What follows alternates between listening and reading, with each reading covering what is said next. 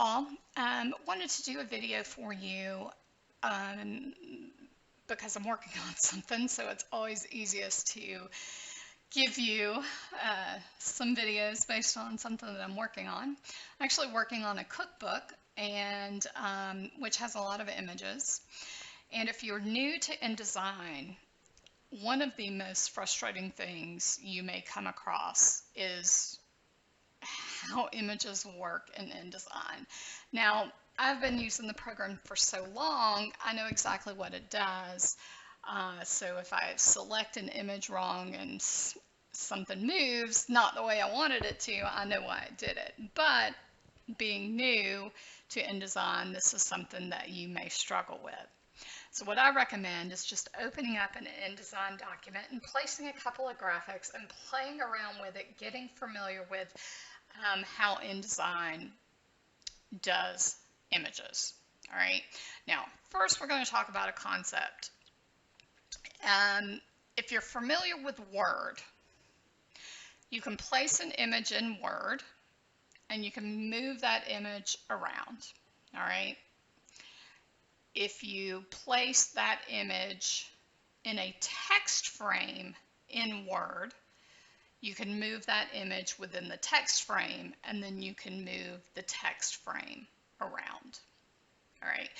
InDesign works on that basic principle. All right. When we place an image in InDesign, it basically places that image in a frame. Okay. And you can move the image within the frame, and then you can also move the frame. All right, so let's take a look at what this means.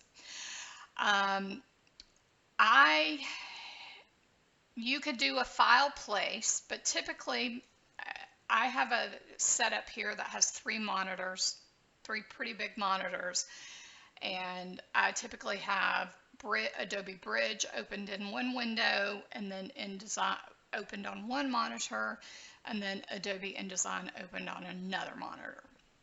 But for purposes of this video, we're just going to stick to the one monitor, and I'll have to work in a weird way for me. So for images in a particular project I'm working on, I typically have them in a folder. And I'll open that folder in Adobe Bridge, and then I'll just drag them and drop them into my Word document. All right, that's how I do it. Whoops, did it the wrong way. Edit undo.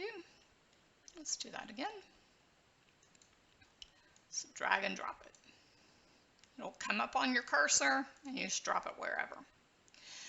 All right, that's one way to do it. You can also go to File, Place, and go to the location. I prefer doing it straight from Bridge because I'm a visual person, and I can see all the images that I have, whether they're Illustrator files, whether they're Photoshop files, whether they're JPEGs, whether they're TIFFs, whatever. I can see what they look like in Adobe Bridge, whereas the File Explorer, I can't always see all of the different types. I can see JPEGs, but I really can't see PSD files or anything. Okay, so this is an object frame that our picture is in. All right, so that's something that we need to know. This is something that is hard to grasp. I have my old boss that I worked with for 10 years at a publishing company. She's a Word guru. She used to format books in Word before I started working with her, and she struggled, and still probably, I don't know if she struggles as much today. I think she's probably worked with it enough that she gets the concept, but images in InDesign always drove her batty because it's a difficult concept to grasp. All right, when you select an image, it can select one of two ways. It can select with this blue frame. If you look down here, you'll see there's a blue frame, or it can have a red frame. Okay. Blue frame means that you're selecting the image frame and not just the image. And so you can move the image frame wherever you want on your page. All right. The red means you're moving the image within the image frame. All right. Got it? If you can get that, then you're good. So a lot of times she would wind up selecting the image and not the image frame, and it would move the image. Okay. So if you ever do that, you can undo, or you can just click on the image frame and go to Object, Fitting, and choose any of these top three where you fill the frame proportionally or fit the content proportionally. All right, and you can do a content-aware fit as well. All right, so that's the most important thing to understand. All right, so you may say, what is the purpose of that? So let's say we wanted just this image in the bottom corner, but we didn't want to show it like this.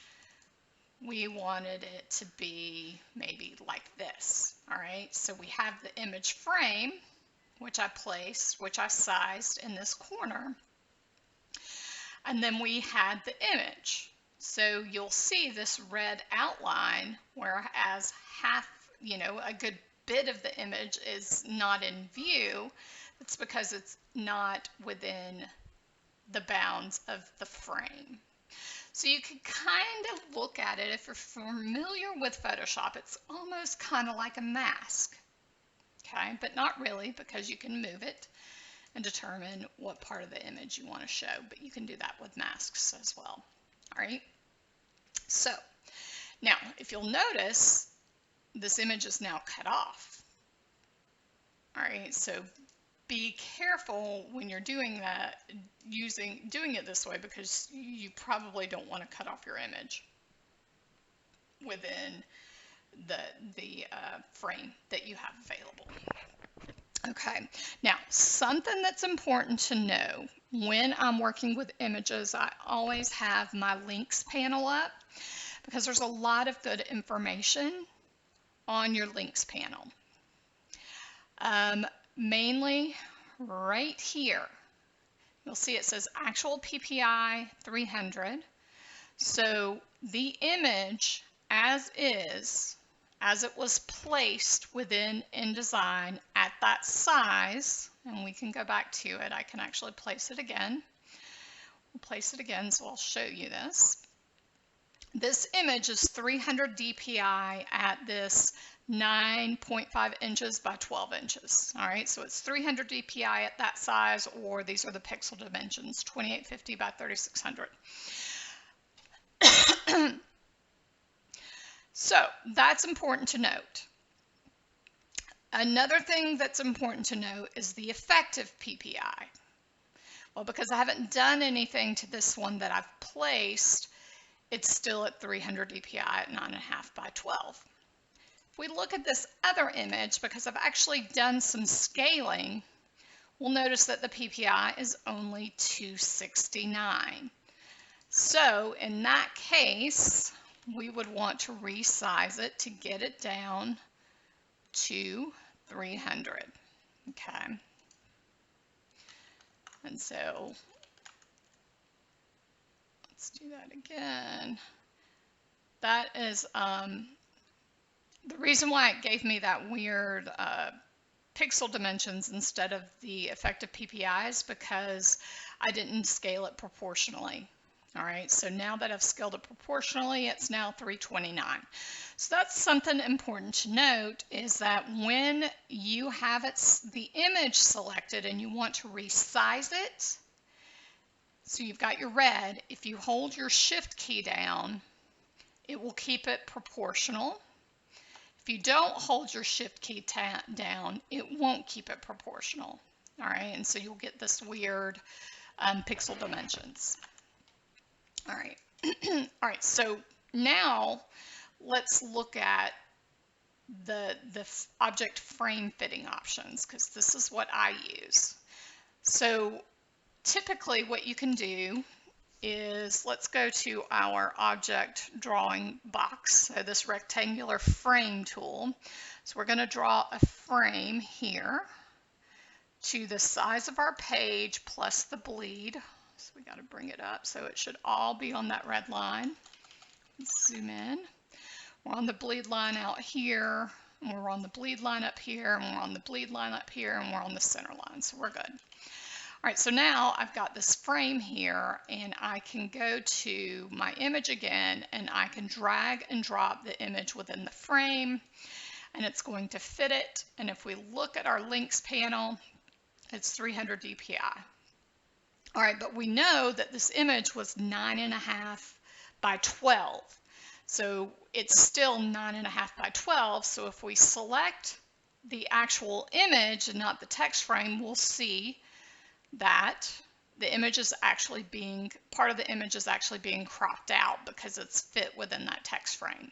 So let's say we want to fit the whole entire image. So we can go to Object, Fitting. We can tell it to fill frame proportionally or fit content proportionally. So let's fill frame proportionally and see what that does. All right.